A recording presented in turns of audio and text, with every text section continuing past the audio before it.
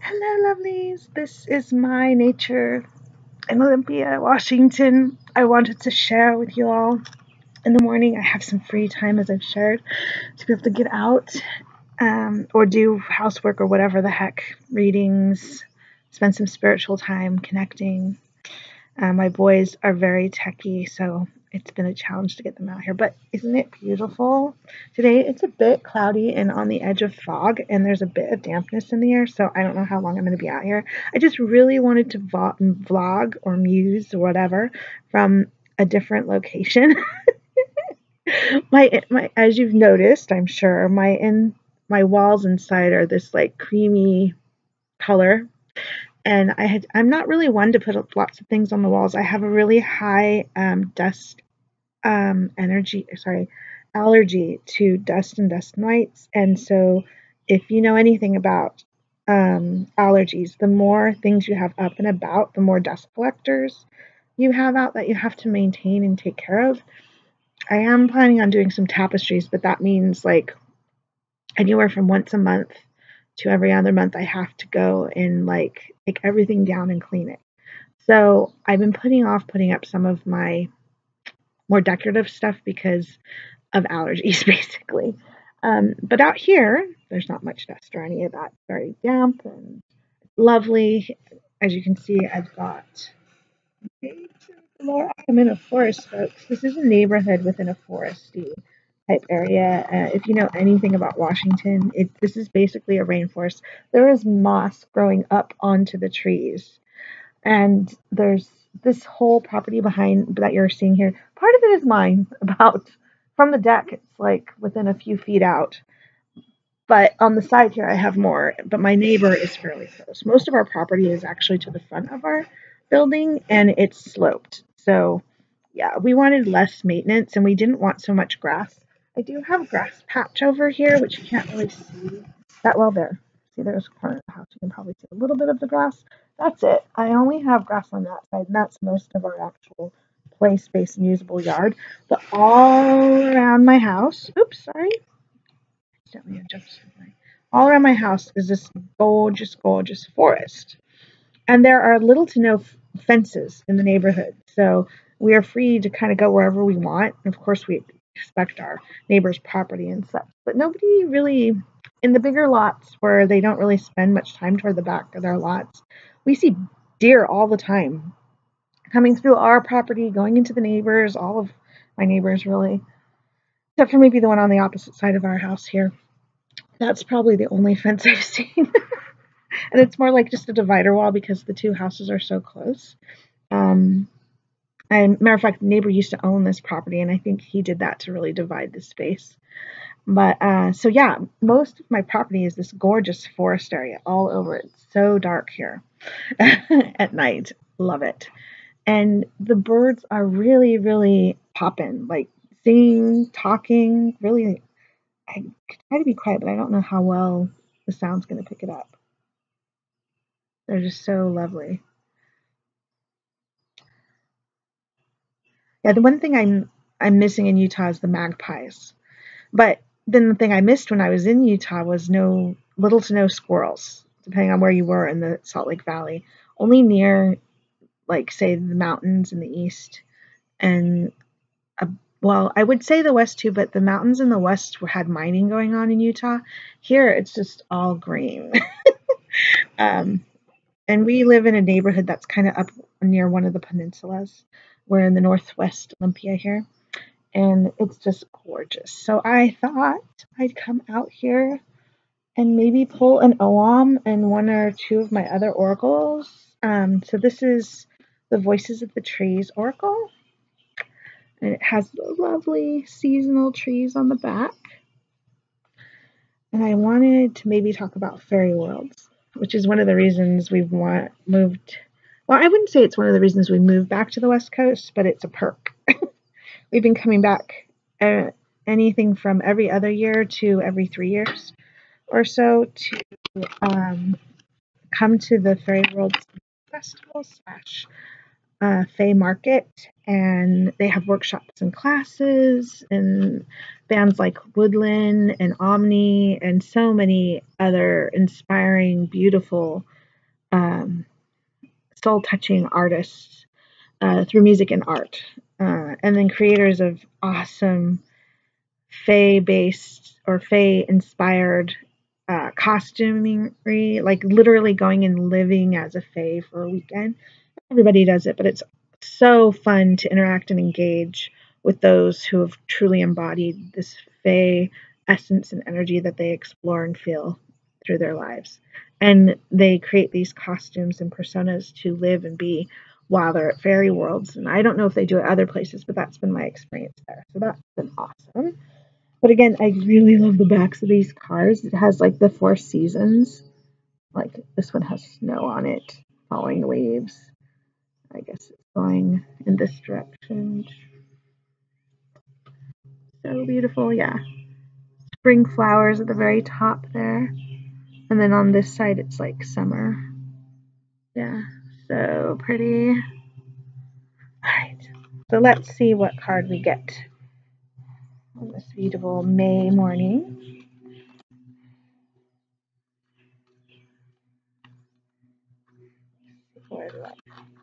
Let's see what we get. Ooh.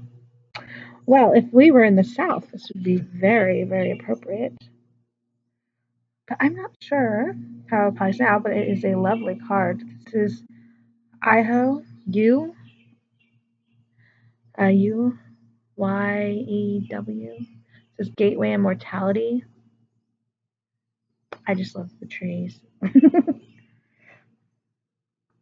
I have felt since I moved here that there's definitely areas that feel otherworldly. And I don't mean like otherworldly as in, I don't know. I feel like it brings us closer to nature here. I've lived in a very non-naturey city.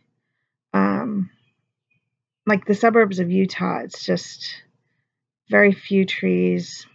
You might see fruit trees and then these decorative domesticated trees and stuff in the suburb area.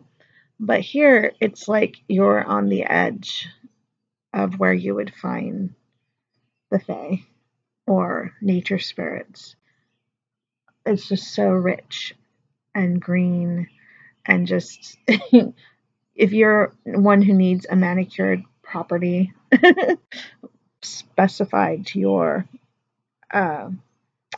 gardening perfection, you're definitely going to be fighting that of raw natural nature here. And that's what we wanted. We wanted to be as close to nature as possible, and I think we pretty much got it with this property. It's not a huge lot, but this card really makes me, the part I'm more drawn to is the Gateway Immortality. I've been very aware of my, I don't want to say of aging, but of my age, of my phase of life that I'm going through now.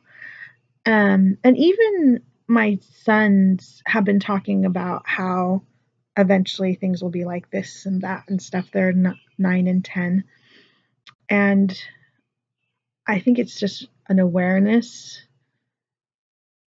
It's very much a part of things here.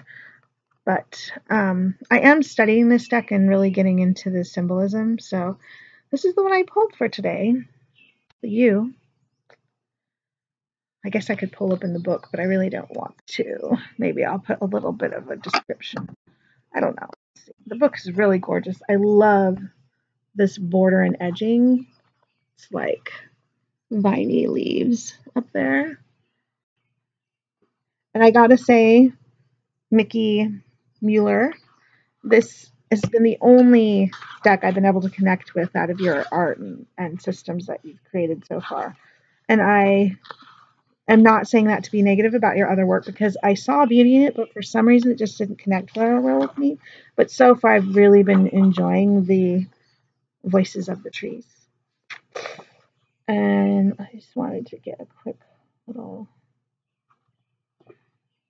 just 1 second. I always forget the order. Usually I can flip. I was studying the Oham very heavily for a while there.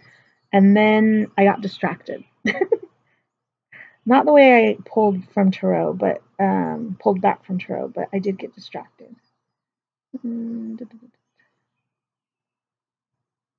Ah, okay, so it's later in the book. Maybe not that far. Ah, here it is. All right.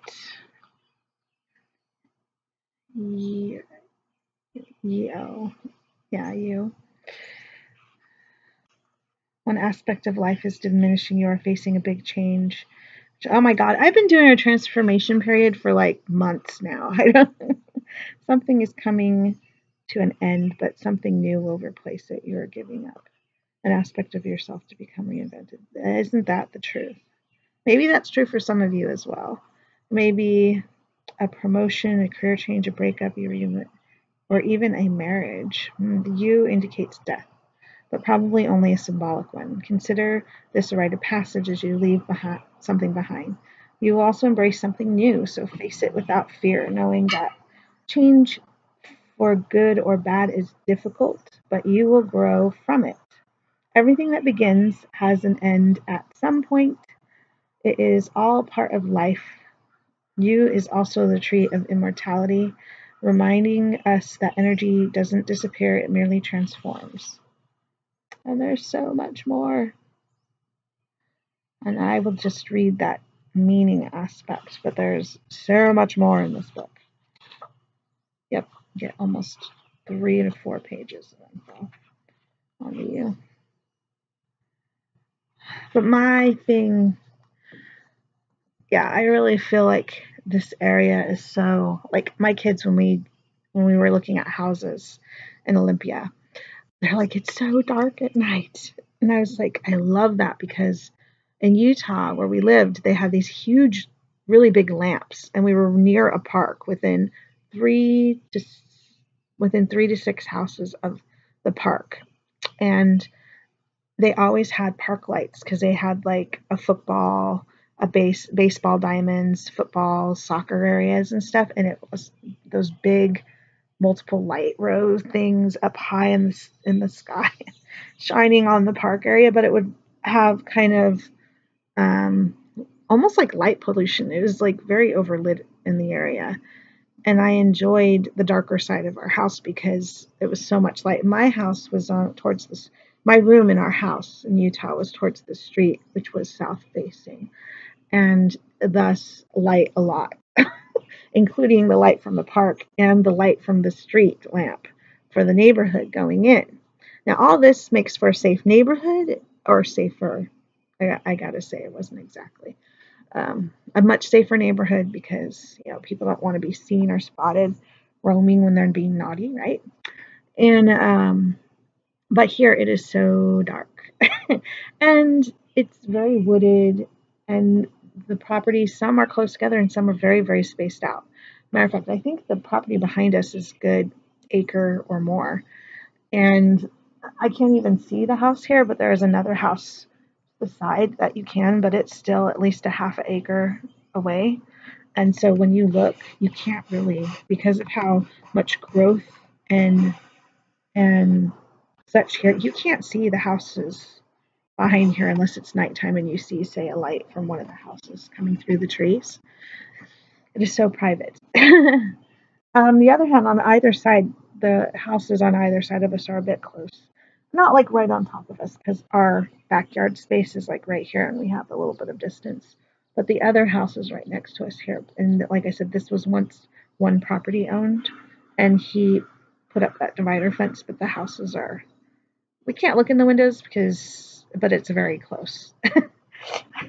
So lots and lots of space in different ways. And then a few close neighbors right next door. And I like that. It's a kind of an older established neighborhood, and the trees really reflect that, the nature. There's these little tiny birds here. I don't know what they're called. I want to call them chickadees or something. I don't think that's their name at all. But they're these little tiny birds. They're like the size of hummingbirds, but they're not hummingbirds. They remind me of finches or chickadees or something like that, and they are super, super tiny. And I saw some when we first moved here, before winter really struck and grabbed hold of everything, and they had some very interesting color patterns, and I'm hoping to be able to explore and learn more about the nature that's here now that we're in mid to late spring. um, and since summer won't be as hot here, or at least there should be some days where it isn't quite as hot, I'm hoping to take advantage of that. Should we pull another card? Let's see.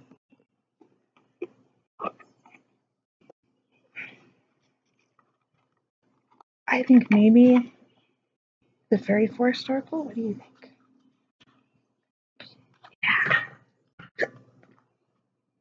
Doesn't it look similar? Doesn't it blend in so well to my outdoor space? It's like they knew I was coming, and I would need a matching. Sorry, it's a metal table. Normally I have cards to be on, but I just thought, oh, roughing it today. So beautiful. And leave me a message if this sounds off or whatever, so I know how to accommodate that next time. Ooh, just want to look at her. Okay, so there we go. Oh, my lap doesn't ding so much. There we go. Let's see, let's cut once.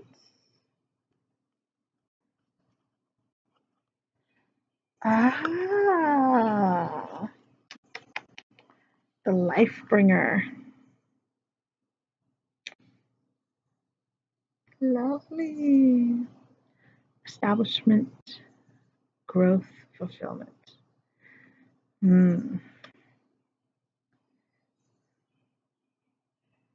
So pretty.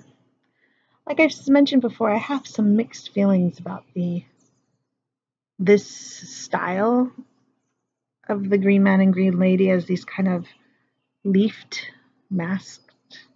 I don't know if it's a mask. This leafed collage look. It's so pretty, but it's like as natural as this is made from. It doesn't. I don't know. There's something about it. Kind of like some of the plants I'm seeing in my yard. There's like moss instead of grass, and there's grass too. We found like a lone honeysuckle or woodbine, and some other plants that I'm not sure what they are, that I'm going to have to research to find out how safe they are for my kids to be around. And ferns. Oh my goodness. This is a rainforest after all, right? I keep thinking there's going to be like a little baby dinosaur walking out, chewing on leaves any moment. So, yeah, growth, fulfillment, establishment. I really feel that for those who are working on, say, growing a business or maybe even their gardens or improving some aspect of the space that they're nurturing, that there's going to be an awesome growth. That the established, you'll feel more established, that you'll get more involved in whatever things you've started or have well, like beyond just started, but have well maintained a lot of energy and effort in developing and moving forward.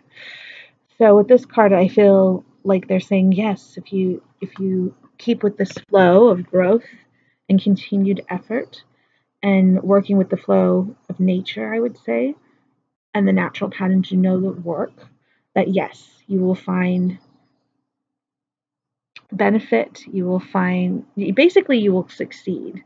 I don't know if this card in itself says succeed, but it feels like success and growth and fulfillment and just a natural desire to keep moving forward and have things get even better and better through the efforts that you are doing. So yeah, I really feel like the life bringer, or to me this would be the Green Lady, since the Green Man is in a similar form in this deck. Encouraging and nurturing and supporting you in what you're trying to establish And I don't even know if establishment is the most focused word here. Growth and fulfillment, it seems to be more drawing my eye, my senses. And yeah, this is a very, in my own location here, this is a very established neighborhood, a very established wild space that people have allowed to stay as it should be instead of trying to develop it and change it and adapt it and do all kinds of crazy stuff. There's pockets of space that people have tried to nurture in their own way, but I've always been more of a wild nature girl than I must garden things to death and try to control it. And I kind of treat my spiritual service and my I guess raising my boys too. I'm learning this fine line of allowing them to grow in their own way, but still guide them towards things that they need, skills that they need.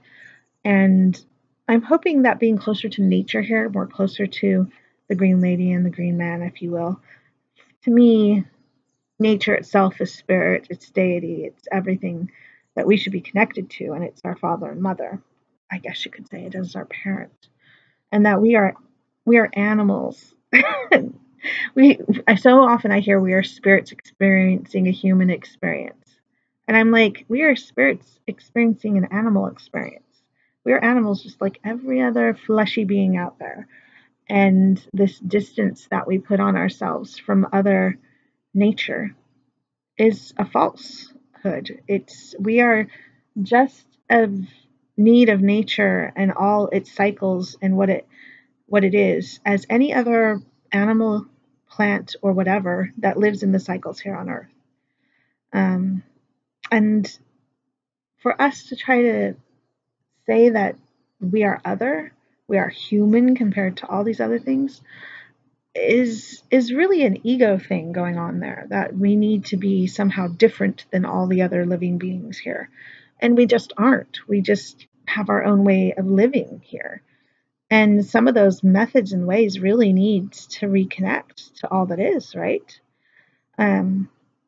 Those of us who are animistic, maybe more heavier animistic or pagan / earth spiritual bent, will feel something along those lines. Those of us of another bent may not feel it, but all of us who live here depend on her growth, on her ability to fulfill our needs.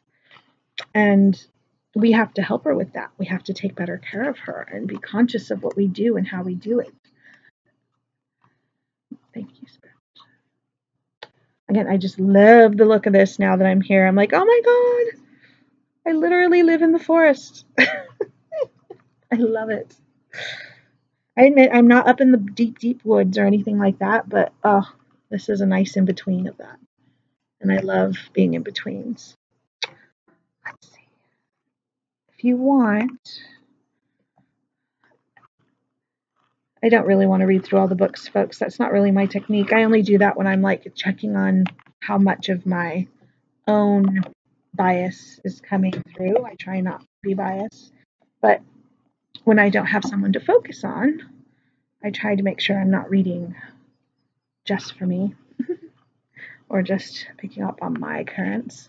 Although I have found many a time, and maybe you have as well if you're a reader, that you draw people who are having similar experiences or experiences that you have dealt with in the past and that you might have some insight on. Not that you're trying to relive your experience, that would be odd, but just insight on how to handle things or just having more of an emotional understanding of what they're going through, and then taking spirit's advice and being able to interpret it better because of the experience you had as well, without putting too much of yourself into it, of course. Okay, so this is the Oracle of the Shapeshifters.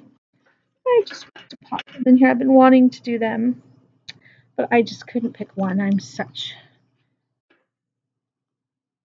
want to say an Oracle hag. Like I'm an Oracle fangirl, would be another way to put it. Matter of fact, for a while people were like, oh, you're an Oracle. I'm like, I read oracles. They're like, oh no, you're an Oracle. You work with oracles. You tend to stream the energy around you, the currents, as I say, around me. And I've had people say, "Oh, you stream the essence of people." I'm like, "Oh, interesting." Before. Okay, we'll go from there. So one last card from. Oh, cool. So, Fairy Ring. There's new skills, advanced training, and rapid improvements. Try to get some light so you can see it well. Cool, cool. Lovely. So, with this card,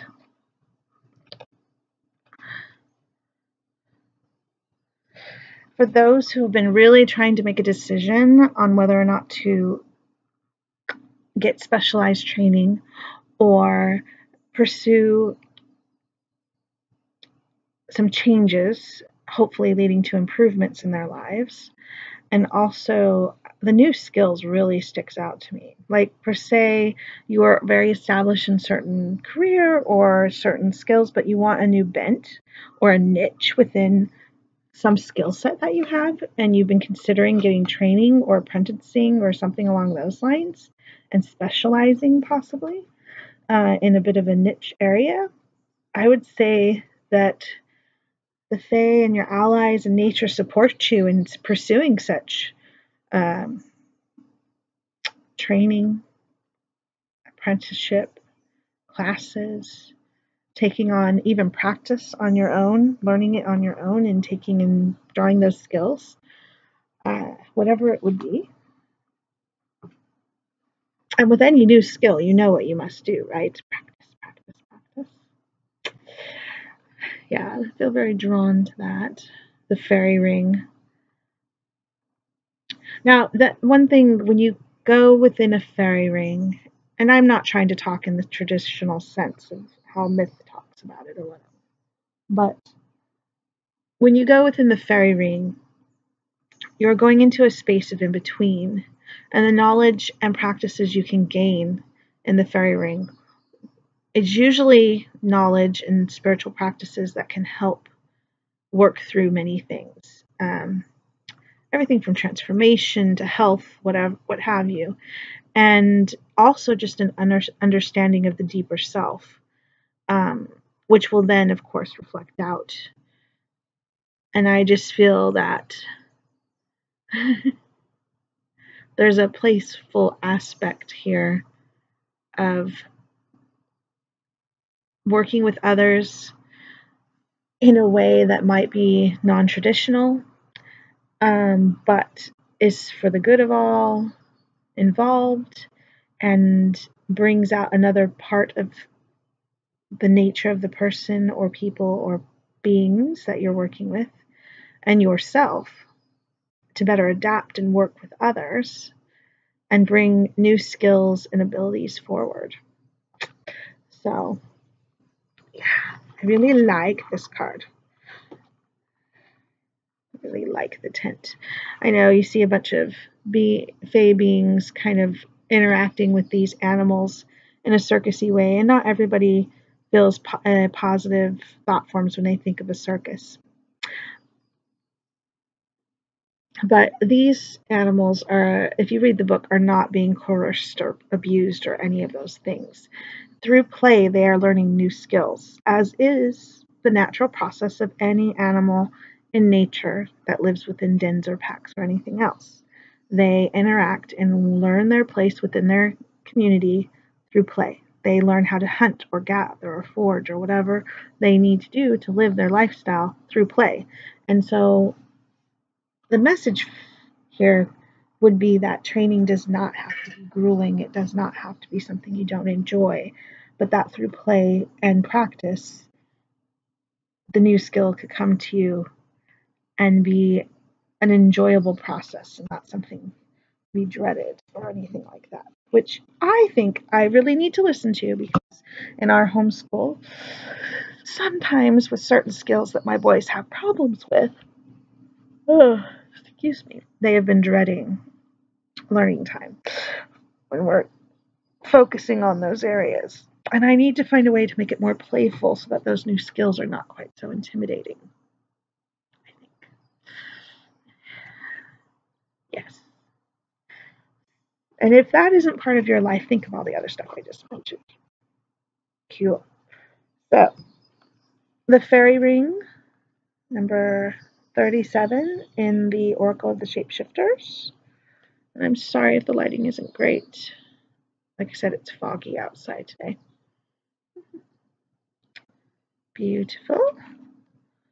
Let's see, did I already put everything else away? The U was the card from the home.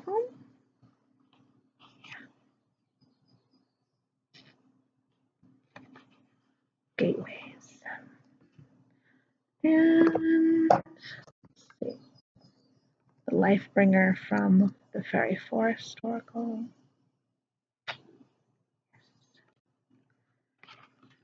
So pretty. With the backs, so different. It's so lovely. There you go. 3 messages from nature spirits, be they plant, animal, or other. All right. Blessings to everyone. Hope you're enjoying nature as much as I am. Peace out.